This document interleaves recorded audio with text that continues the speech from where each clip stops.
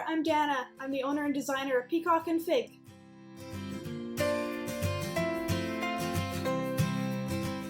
In this class, you're going to be learning how to make this lovely little hoop project. Isn't it cute? This is a pomegranate pattern. This pattern features beading and couching using Japan threads, which is a type of metallic thread.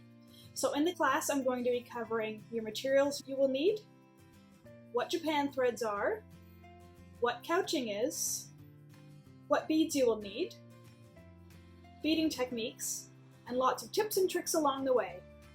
If you're new to cross-stitch, I recommend you do the cross-stitch fundamentals class as well as the intermediate cross-stitch class because you will need those techniques in order to be able to complete this pattern.